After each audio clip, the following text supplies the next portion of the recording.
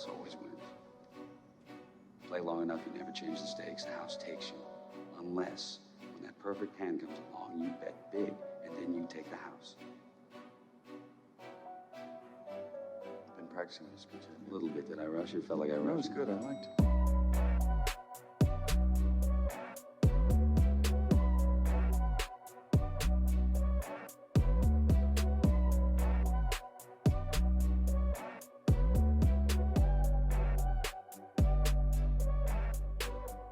What's up, everybody, and welcome back to the Big Easy Bets podcast. I'm your host, Logan, and with me in the studio, Nick Von Brick. Yo, what's up? This is episode 155. We're going to touch on UFC Fight Night this weekend. We have a big Game 7 in the Western Conference Finals, and then that, among other things, we're going to dive into. But yeah, first things first, we'll address, we had a TikTok go viral, and it was kind of a, I mean, it's never a bad thing. It's never a bad thing, but it was an emotional roller coaster for sure. You get all weekend told that you're a dumb fat piece of shit by everybody. So yeah, for those who don't know, I'll just chronicle the timeline of events.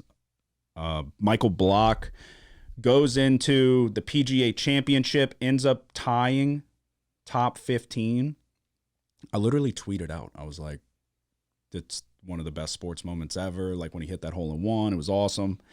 Then he hits like a wild chip shot to give himself like a 6-foot putt that he has to make. If he misses it, he doesn't get free entry in the next year's PGA Championship. He ends up draining the putt. Well, then this was the whole premise of, well, first off, I guess, do you agree with my thought process on the video? Not necessarily do you agree, but do you think like I didn't make that video going like this is controversial. Like this is gonna get the people going. Like, so what are your thoughts on it? Yeah, I didn't think it was that controversial either, but like people. I mean, I know you better than everyone else. So yeah. Probably, like a lot of people were probably taking it different than I guess I took it. Yeah, I don't understand the outrage, but so okay, he ends up doing great in the PGA Championship. It was a wild story. Then he gets a call from the Charles Schwab Invitational, the tournament the very next week in Dallas, and they say, we want you to come out and participate. We got an exemption for you. Multiple tournaments have reached out to him, and he's going to go play in them. Well, my whole point was it was a wild underdog story. He should have leaned into that underdog story. Like, I'm not supposed to be here. He literally said before the tournament, he said, I only hit 1 bucket of balls a week. Like, what? So that's kind of saying, like, I'm not supposed to be here. I'm just out here teaching, giving lessons. And he said, I don't even hit that much. Okay, well, you just had an improbable run. So then he goes on like a press tour. He went on McAfee's show, Bob Menery's podcast. He went on multiple different shows. And he got asked a question. Basically, the verbatim, it was, I would assume you think Rory's a better golfer than you. And his response was, he's longer. That was the first thing he said. So instead of being like, yeah, no, Rory's better, he's like, no, he's longer off the tee. So how do you interpret that? Like, yeah, that means, no, he's not better. He can just hit it farther. Mm-hmm. And then he doubles down and says, if I could hit it as far as he could, it would be stupid what I would score. He said, I'd be one of the best in the world. So it's like, okay. You've now kind of gone against the grain of that underdog story. Like I said, America loves the underdog, but as soon as they feel like, oh, okay, it's no longer this feel-good story. Like, you think you're good? No, fuck you. Like, everybody turns. The point of the video was, if you're going to take that stance, you have to perform. You can't be leaning into like, oh, I'm one of the best players in the world. I just hit it farther than I can. My wedge game is world-class, is what he said. He went out in the first round and proceeded to shoot 11 over. The second round, he shot 4 over. So he missed the cut. He was 15 strokes over par, dead last by like 7 strokes. Not good. So after day 1, I made a video that the Cinderella story is essentially over. I used the term, he got served a slice of humble pie, and that got the people going. They did not appreciate that. So much so that, I make the video, I post it to whatever, to social media, to all the platforms. And I had work the next day. I'm literally laying in bed, about to go to sleep. And I know we've already talked about this, but for everybody that doesn't know the full story, Lindsay goes, "Whoa, your video's got 34,000 views." I'm like, "What the fuck?" And she's like, "Oh, wow, it's got 1,000 comments." And then she pauses and she's like, "Don't read the comments." I was like, "What?" Like, totally, dude, that just shows you like my thought process. I had no idea that like, oh, everybody would interpret this as like, you're fucking hating on the guy. Yeah. So, but I was just saying the Cinderella story's over. He should, when I say everybody's like jumping on, like I said, he should have rode off into the sunset. I mean, like, don't go play another tournament and fucking suck. You just tied top 15. You can come back next year for the PGA Championship.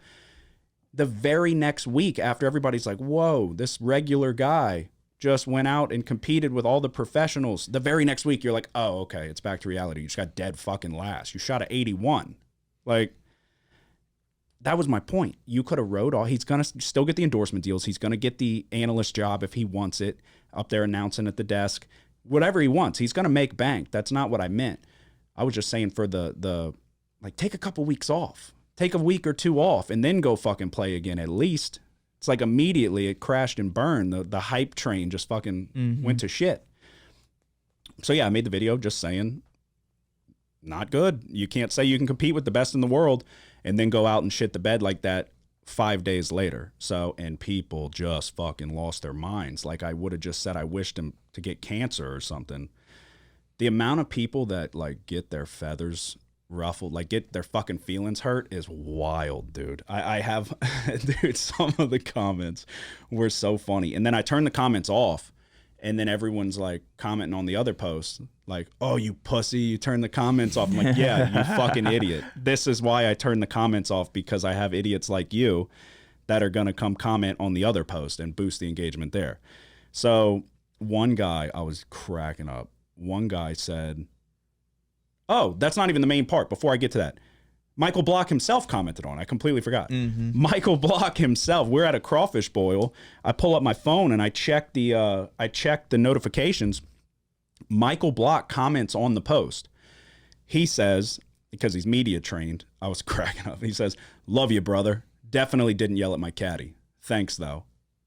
Like they're like, all right, say you love him, and then get your point in. Started off with you're not. You love everybody. So I said, on the bridge when asking for yardage to the bunker, yelling was an exaggeration. Sure, maybe snapping. So again, I made a whole video about this. He hit his ball on the bridge, which is not where you want your ball to go when you're playing golf. Asked the marshal for relief. He didn't give it to him. He was already aggravated. He turns to his caddy. He says, well, then I'm going to need yardage to the bunker. And his caddy goes, what bunker? And he turns around and goes, the only bunker. The greenside bunker. He was pissed. So he was not yelling. That was an exaggeration, but that's what I said in my follow-up video. You can't yell on a golf course. So that was the equivalent of yelling. He snapped at his poor caddy who's just out there. Just which bunker do you mean, Michael? Come on. Just tell him which bunker. So yeah, he felt the need to comment. I posted it to Instagram as well and tagged him. He was keeping tabs. He was watching the Instagram stories. So he very much knows that we exist. And it turned into this battle with Michael Block. And that's not what my intention was. But that's what I said. If the blockheads want to go to war, dude, I will dedicate my life to following the demise of Michael Block, just out of spite.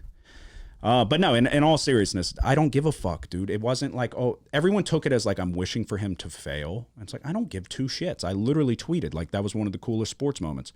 My point is, I've always said I like the people that can talk the talk and walk the walk. But if you're going to talk, you got to fucking back it up. And he did not at all. So the guy who won the tournament on average drove the ball 20 yards less than Michael Block did.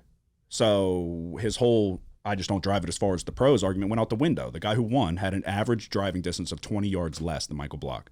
I watched him on 18 from the fairway chunk one like me. Like he chunked the fuck out of it. It went 15 yards. It's like, oh, I've been there. Been there. What, have you been drinking on the course? But yeah, so the video proceeds to blow up and get the final tally, which is still kind of slowly going.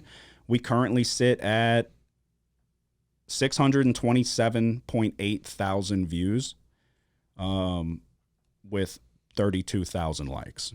and 500 comments telling me to go fucking jump off a bridge. So it was not expected, but one of the comments, one guy says, I bet you aren't even below a 10, meaning handicap. I would be 100. Like the amount of people that like can't spell or type or anything on Twitter is astounding. He said, I would be 100K straight up. You couldn't beat me. His name's Chris, this old fucking dude. He said, whoever the fuck you are wearing a KC cap, have no clue what the fuck you were talking about. I'm a +1, but couldn't hold blocks jock. Like, bro, what are you talking about? I was like, I responded to him. I was like, let's play, set it up. But we're playing from the tips, you old bitch.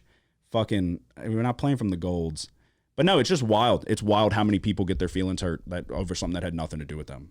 And then they're like, what are you fucking just trying to get views, loser? It's like, well, it's working, you fucking moron. So if I'm trying, I think I even commented, I'm not trying, I'm succeeding.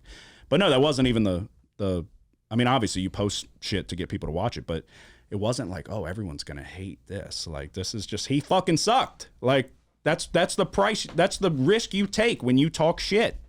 You have to go out and back it up. And he kept crying and shit. And I'm like, dude, I get it, but god damn. I'm like, I don't know. I had nothing against him, but when everybody decided to jump down my throat, that's when I was like, okay, now I hate this guy.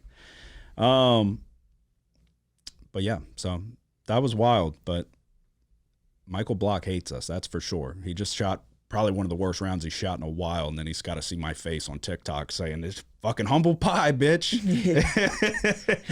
Humble pie, this guy's the most fucking humble guy I know. That's the comments. Most humble guy I've ever seen. Oh, that's what everyone said. Like, and no, yeah, that was the big, everyone wanted to be like, what'd you shoot in the first round of the Charles Schwab Invitational? It's like, I don't know. Good chance I could have fucking fucked around and shot better than an 81. Not really. But the point is, he came in dead last. You can't talk shit. Oh, what'd you shoot? I don't know. I can say I didn't come in last place.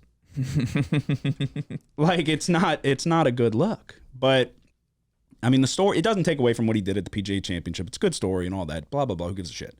It's kind of like, we got to stop fucking getting emotional.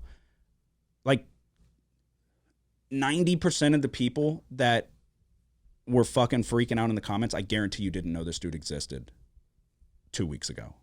Had no idea who he was. And now you're so much so, you're like, dude, and apparently, yeah, they fucking hated the Royals hat. So I took the hat off. I put the fucking jersey on just so y'all can go fuck yourselves. But yeah, I was like, they're like figures. Kansas City Royals cap. Like, what does that mean? Kansas City. I'm like, dude, you know how many fucking jerseys we own? How many different hats? But they're like, yeah, it would come from a Kansas City fan. I don't know. It was wild. I wasn't expecting it, but I'll take it. That's what we never post to TikTok. We have like 10 posts on TikTok. It's like it gets the least of our attention when it comes to social media.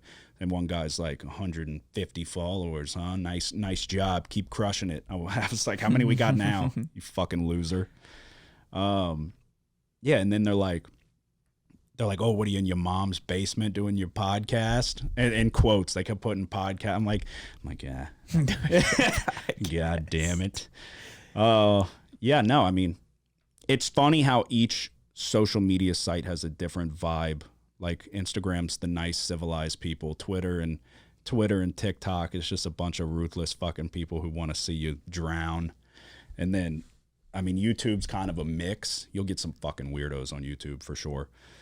Speaking of YouTube, go sub the Big Easy Bets TV YouTube page. But yeah, so that was our chronicles of the Michael Block saga. He certainly knows who we are. Some people were like, I was talking with like Ryan and them, they're like, tell him to come on the podcast. My motherfucker's not coming on the podcast, dude.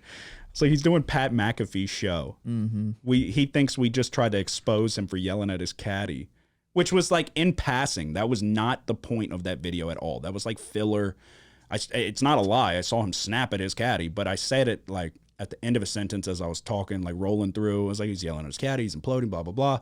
Like, that was not the point of the video at all. And he felt the need to go in and clarify that. So if you're listening, Michael Block, I'm sorry. You were not yelling at your caddy, but I guarantee you your caddy was like, oh shit, he's mad at me. So he knew there was tension after that. And then he hit his best shot of the day, though. He hit the fucking best shot, probably of his life, off that fucking bridge. And then, so I was like, because I found the video, and I was going to post it where he snapped at his caddy. But it's like, he says it low. You can tell, I'm not incorrect in my assessment. It's just the mic's not really right next to him. Like, it doesn't sound as bad. And then he hits his best shot of the day. So it's like, fuck it, whatever. But yeah, so that was that. We had our first video go viral. You don't get to pick, I guess, if people like you when it happens. But it wasn't everybody. Like, you're a fucking dumb loser. It was like 80-20. The other 20, people were in there agreeing. And then some people are just weird, though. Some people are like, he's the cockiest guy I've ever met.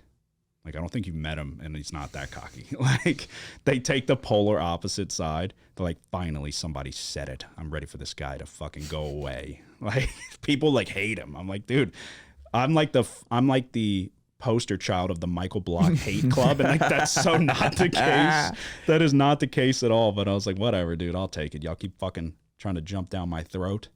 Wait till he plays in the next tournament. He's playing in like 2 weeks in the Canadian, like the RBC Heritage or something like that. And if he comes in dead last, dude, I'm gonna have to make a follow-up video.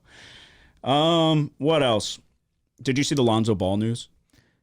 I kind of saw something about it. What's up? So, well, you saw. So they think Lonzo Ball might never play again. Yeah. There's speculation like this might be a career-ending knee injury that he's been dealing with. It's like chronic knee pain. I don't know the full specifics of it, but there's conspiracy going around. I don't even know if it's conspiracy. It could, like, the Lakers think that it's because of the fucking shoes, the Big Baller brand shoes. He went on a podcast with Josh Hart and somebody else, and Lonzo Ball did, and he was saying that he would have 4 pairs of shoes per game. He would have to change them every quarter because they would rip. So at the end of the first quarter, they're tearing. He's putting on another pair. And caught up in the middle of all of that is that his dad's business partner stole a shitload of money from him, like from the merch and the shoe sales and all of that.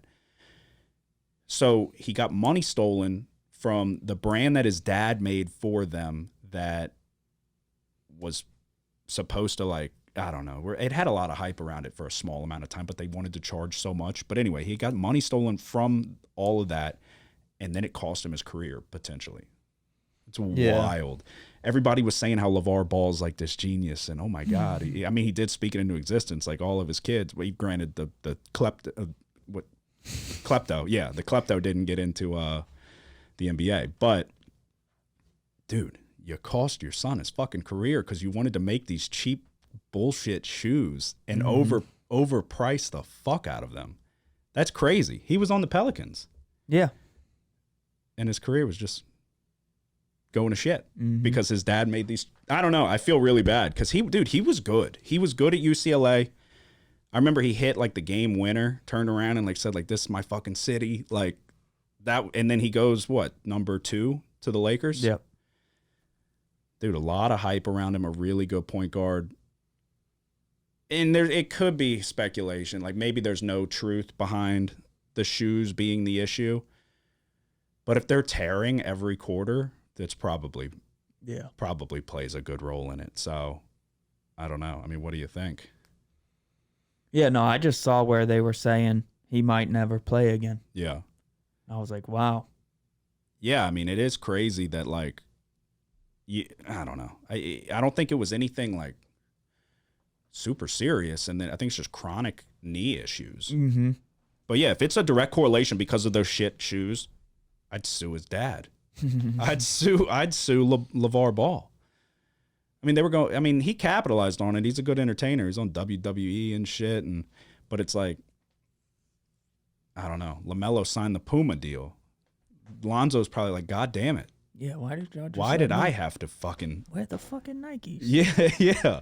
So I don't know, dude. That sucks. Hopefully that's not the case. But I mean, he hasn't played in quite a while. There's a lot of the rumors are circulating that his career might be done.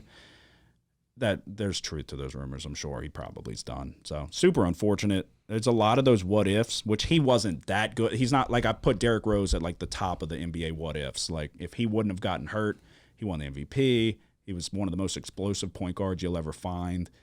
He's like the front runner of what if he doesn't get hurt. Lonzo Ball's not on that caliber, but still, he could have been a really good contributor on a championship caliber team for sure.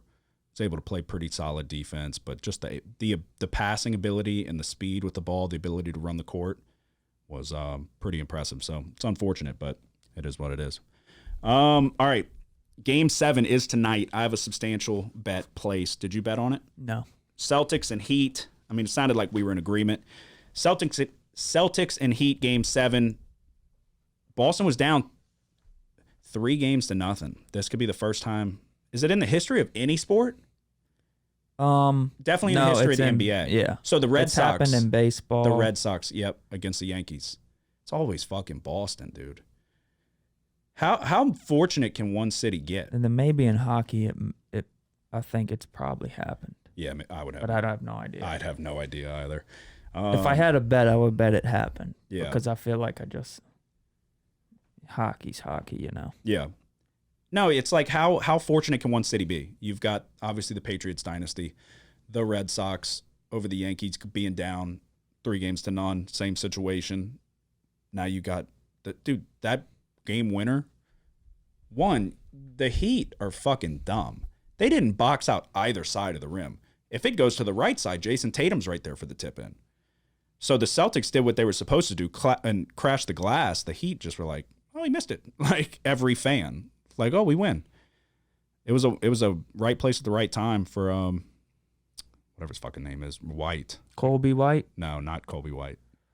No, it's certainly not Colby White. And who is Colby White? Somebody? I don't know. Hold on.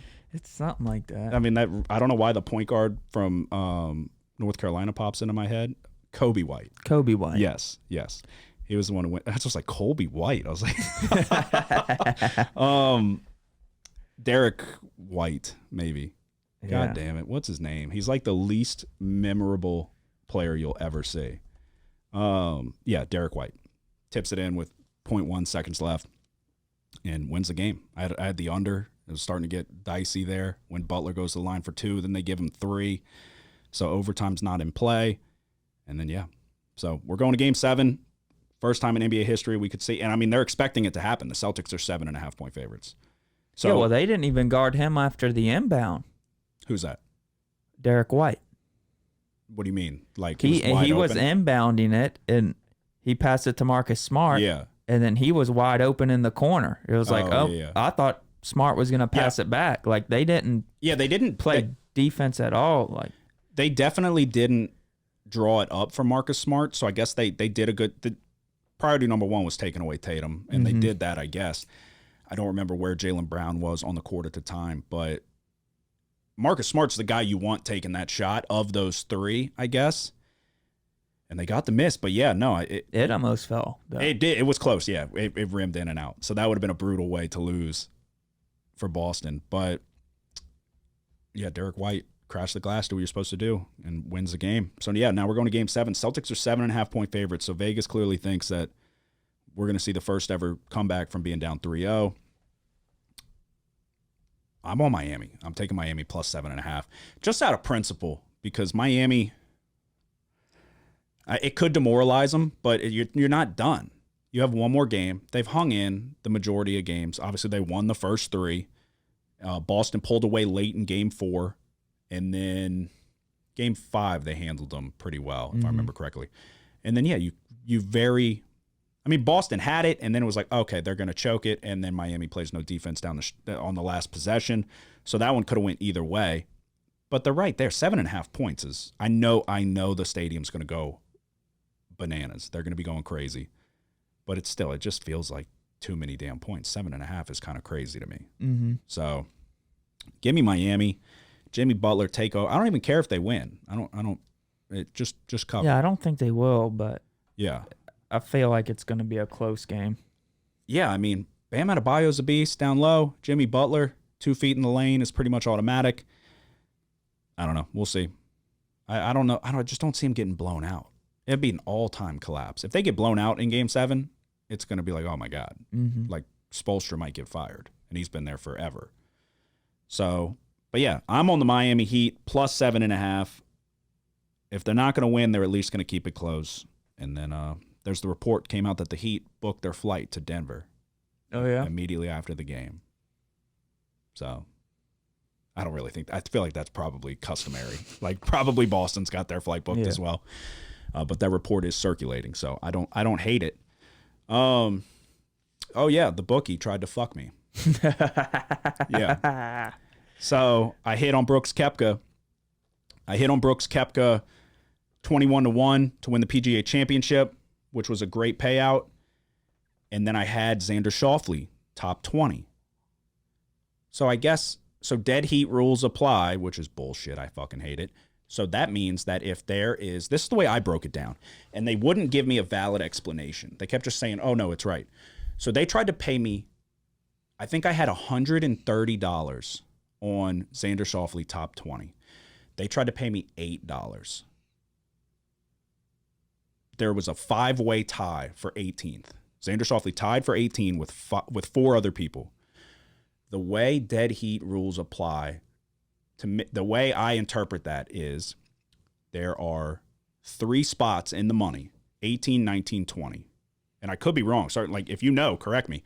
18, 19, 20, but there's 5 people. So 3 spots get paid, 2 spots are left. You get paid 3/5 of your bet. So if I should have won $100, I get paid 3/5 of that, which is $60. That's how I interpret that. Am I wrong? Yeah, I have no idea how that works. I'm pretty certain. But 8 seems like not enough. No. Yeah, $8? $8? He fucking tied for 18th. And so but I could tell that the guy running the account had no fucking clue. He didn't know. And he wouldn't give me, so I kept saying, I'll wait for the explanation. And he's like, well, we're in the process of paying you out. I'm like, I'll wait for the explanation. So, and I kept breaking it down. I was like, am I wrong? Tell me if I'm wrong, legitimately. I don't even know if we're supposed to be talking about this, but yeah, it's not, I don't know, whatever. Yeah, the way I interpret it, you have a 5-way tie for 18th on a top 20 bet. There are 3 spots. If he finishes 18, 19, 20, he gets paid. There's 2 other people tied for 18th. It's 3/5 of $100. Of $100 winnings. It's 3/5 of that. So they tried to screw me, and instead of giving me an explanation, just ghosts me and then closes the account. Okay, now I'm going to have to fucking break your legs over $100. And turns out they ended up paying me. And then I'm like, joke's on you fucking losers. Because I had a bet on the Celtics to win the championship. They were down 0-3. Yeah. I'm like, not paying that. Sayonara, you fucking dickwads. And then here we go. They're about to go to the championship. I'm like, fuck it. I don't even remember what it would have paid. But well, I'm wondering now that I think about it, like if there was some long shots in there. You know what I'm saying? So, like, if, 3 of the 5 spots, if there was some long shots in there, that's maybe why that bet got paid less. I don't think, does that matter, though? I don't know. I'm just looking at it from a standpoint of them trying to protect how much they would have to pay out. Yeah. So, if there's like a 4-to-1 underdogs for top 20 or something like that. Yeah. I said I could be wrong. Let me know if I am. And he wouldn't. He would just be like, no, you got to trust us. I'm like, no, I don't even know you, wizard. I don't know who the fuck you are. But no, the way I read it was that it's just the payable, it's the spots. It's not about the other people's odds. It's about your odds on your bet. And then when there's multiple people tied for dead heat rules, it's the percent, it's the fraction of however many people are there. So 3/5 is the way I interpret it, because there's 3 spots in the money. And the other 2 go past the top 20, technically. There were 22 people total tied for 18th or better. So those other 2 spots get left out, 3/5 of my bet. That's the way I interpreted it. I asked for an explanation. They didn't give it to me, so fuck them, whatever. We're on a bigger and better. I got a better situation. But yeah, so give me the Heat plus 7.5. And then the final thing before we get to the UFC Fight Night, I mentioned it right before we started recording. The NFL is withholding the right to flex a max of 2 Thursday night games per year. Meaning, I'm going to get the exact rule, but I want to say it's like 2 or 3 days. They can say, never mind, that's not the Thursday game. It's going to be this one. So it says Thursday Night Football will probably have more compelling games on its schedule next season after owners approved a modified proposal that will allow Thursday night games to be flexed between weeks 13 to 17. According to NFL media, only 2 flexes are allowed all season and 28 days notice is required. That's not what I fucking read at all. But that makes it much better. So now this is going to be something that we don't even go any further on, if that's the case. That is definitely not what I read. And people So they're only flexing the end of the season? Yeah, and if you need a month in advance, that's not what was said. Because people were pissed. Maybe they added the 28 days notice requirement. People were not happy about it. Yeah, and they were saying this is going to screw the fans. Why they don't just flex it every week? Every week. Yeah. Well, just because of what happened last year with the Thursday night games, like they were terrible. There was not one good game. No, there really wasn't. So it's like you could at least, I guess, start off the year with some set games, but then once you get into the season and how things are playing out, then you start moving in more competitive games into that slot. Yeah. But I mean, you could even do it a week in advance. You know what I mean? Instead of waiting for the games in the prior week to wrap up, Yeah. you could do it a week in advance and you still end up with a lot better matchups. Yeah, no, the matchup sucked last week. So from a viewing perspective, I'm not complaining over it, but we go to an away game, so that could potentially cost us, but we could just say we're not going to. But, yeah, what if they take a game we plan on going to and then move it to Thursday? Yeah, I guess that's where problems Well, arise. that's why people are frustrated, because from a traveling and a ticket buying process, or if it's a Thursday game that it moves to, then it's like, well, regardless, whatever it is, we got to take off of work, we got to plan a trip, we got to buy plane tickets. Yeah, and then it changes people's plans. Yeah, so it's like, okay, now we got to change the flights. I got to renegotiate with work. I can see why people are frustrated from that standpoint. But if you have 28 days, that's completely different. I'm telling you, from what I originally read, it was like they could do it with very little notice, where it's like people are screwed. Mm-hmm. And that's why a bunch of different people were saying, like, this is going to screw the fans that are trying to go to these games. So, but, I mean, on the flip side, you could just look week 1 to 12, and then you don't have to worry about it at all. But we'll see. I just thought that was noteworthy. All right, so we will get into, this is going to be a shorter episode, definitely. We are going to start trying to turn our attention in the dead months to more UFC-centered content and try to make some money on some of these fights. Unfortunately, this week there is no pay-per-view. There is only a fight night. But this is nothing new. We tell y'all these are the months where there's really not much going on. We just kind of ride it out, hibernate until football comes back. But we're going to try to do a little something in the meantime with the fights. So, have you seen this guy, Guram Kutateladze? Don't come for me in the fucking comments about not knowing this guy from Georgia's name, and it's not Georgia the state. He's a heavy favorite, but when you see his picture, it's like, oh, Jesus Christ. Oh, yeah, this guy. I think he's only had 2 fights in the UFC, from what I can tell. But I'm interested, yeah, and I think he lost his last one due to split decision. But he's a heavy favorite. He beat Gamrot, though, back in 2020. But anyway, all right, what's your first one that you have? Jim Miller and Jared Gordon. Okay. So Jared Gordon, I feel like most know because of the Paddy Pimblett fight. He lost a controversial decision. Jim Miller's been fighting for forever. So which side are you going? I'm going to go with Jim Miller here. Jared Gordon, like you said, coming off the controversial loss to Patty Pimblett, where a lot of people kind of thought some funny business was going on trying to save Patty Pimblett. Mm-hmm. It definitely looked that way. And then he had the no contest against Bobby Green, Yes. where it looked like Bobby Green knocked him out cold. And then upon review, it was a clash of heads that caused the knockout. I think Gordon, he's a decent fighter, but he's not like top tier at really anything. Mm-hmm. And just going against a veteran like Jim Miller, I think the crafty vet is going to get the win here. Okay. I lean that way as well. I know a lot of people like Gordon. I think they liked him a little bit more when they felt like he got screwed with the Pimblett fight, which was funny because obviously Dave Portnoy and the Barstool guys were there because that's their fighter. But then even Dana White was like, dodged a bullet. We can't hype up Gordon. Yeah, because it would have been a travesty for him to lose to Gordon. Pimblett? Yeah, because Gordon just... Oh, yeah. No, it's like... It's not like he's a big name or really that good of a fighter. No, not at all. But Patty Pimblett did come out and say, like, he's willing to run it back and this and that and try to silence the doubters, I guess. But I don't know. So Jim Miller's coming off of a loss, but decision. I'll take Jim Miller as well. Plus 160. Yeah.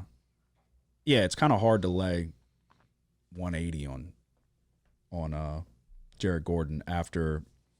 I get it. I mean, he didn't look spectacular against Patty Pimblett. It's just there wasn't really much action going on. There wasn't much activity. And then, yeah, the Bobby Green, no contest. I'll take Jim Miller there as well. Are you on Caceres and Pineda? Yeah. What are you thinking? I'm going with Caceres. I think I'm going to go with Caceres as well. So his striking's solid. He's proven that he can do a little bit on the ground as well. I mean, he's got 7 wins by submission, so he's pretty well rounded, and he's on a good streak. He just beat Julian Erosa, the Ultimate Fighter contestant. Did he win? Did Erosa win the Ultimate Fighter? I'm not sure. He might have. So, but he knocked him out in the first round. So, I'm sorry, he lost to Yusuf in a decision.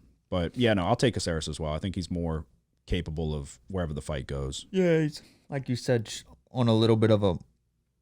He's won 6 of his last 7 fights, so it's not technically a win streak, but he's fighting well now. He's an older guy, 34 years old. He's going to be the longer fighter, slick on the ground. And the interesting thing about Pineda is he's has 28 wins, but he's never won a decision. All 28 wins are finishes. Yeah, a lot by 9 submission. 9 TKO and 19 submissions. Yeah. So it'll be interesting to see how this goes. It worries me because I watched, which it was a while ago, it was back in 2019, but when he fought Crone Gracie, who's obviously elite on the ground, but we just saw him get embarrassed with his lack of striking ability. He choked out Caceres in the first round very quickly, ragdolled him, choked him out again a while ago, and you would assume he's gotten better in terms of his ground game. But yeah, so I don't know. We'll see. I don't think Pineda really poses too much on the feet. I don't think he's going to give Caceres problems on the feet. So yeah, I mean, he's got too much length. So yeah, I don't know. I'll take Caceres as well. I think it's probably going to be more of a smart fight for Caceres here. You know what I mean? Yeah. Avoiding getting submitted or knocked out, and he'll probably win. Yeah. A decision. All right, so we're in agreement there. And then so the main event, again, this is just a fight night. We're easing our way in, and then we will easing our way in, and then there's a big main event coming up soon. Kai Kara France versus Amir Albazi. Pretty much you said it's a pick 'em across the board. Yeah. Minus 110 both ways. Interesting. Which way are you leaning? Albazi. Really? Yeah. I like Kara France a lot. All right. Do you have a reason why? So I've seen Kara France a good bit. Albazi's only have 4 fights in the UFC. He's 4-0, and all of them finished in his last 2 fights. It just seems like this is a point where we kind of, I don't know. For Kara France, I think his time is kind of transitioning. It seems like both guys are on different trajectories to me. Mm-hmm. You know what I mean? This guy, Albazi's going to be the bigger guy, the stronger guy. I just think he kind of comes out here and shows a little bit of dominance. Yeah, I don't know. I like Kara France. He just fought Moreno for the belt, but we saw him starch Garbrandt, which Garbrandt has had the ultimate fall from grace from his short-lived run. So it could be a little bit of that, I guess, where like this division seems to be dominated by two people, and then the other guys will go on runs here and there, but they seem to fall off pretty quick. If Kara France loses this fight, then he falls into that mold. I'm going to take Kara France, though. He's so quick. He's. It was a good fight against Moreno, and then Moreno got him in the third round, like right at the end, which I thought it was a pretty damn good fight. But yeah, I'm gonna take Kara France here. I don't feel super strongly about it. -110 across the board. Obviously, they feel it could go either way. But his speed is ridiculous. So he's got very good striking. I think it'll be a good fight. It's obviously gonna be the best fight of the night, but we'll see what happens. But yeah, that's pretty much all we got in terms of this card. But like I said, we're just kind of dipping our toes in the water. We know the sport. We watch the sport consistently. But do we know everybody on the roster? No. I mean, I'm sure there's people out there that do. But we'll be able to give you a little bit more in-depth analysis when it comes to the main events, the main pay-per-views. But we'll see what happens here. Try to make some money on fight night. Got anything before we go? That's pretty much all I got. Yeah, that's it. Alrighty, episode 155 is in the books. Like I said, it would be a little bit shorter of an episode today. If you're listening on Apple Podcasts or Spotify and you're not subscribed, definitely hit subscribe there. But if you want to help us out, go ahead on over to the Big Easy Bets TV YouTube page and subscribe there as well. I might start dipping my toes back in the baseball pool. Not really looking forward to it, but we got to do something until football comes back, but it's getting close. We're nearly in June. Or wait, are we in June? No, we're nearly in June. Basically 2 months. Once we hit August, I feel like it's back. That's the signifying month for me. But yeah, that will wrap it up. Thank you all for listening. And Michael Block, I'm sorry. I know it's been a rough time, but I promise you, we're not your enemies. But all right, y'all have a good one. Who dat? The house always wins. Play long enough, you never change the stakes. The house takes you. Unless, when that perfect hand comes along, you bet big, and then you take the house. I've been practicing this a little bit. Did I rush it? Felt like I rushed. That was good. I liked it.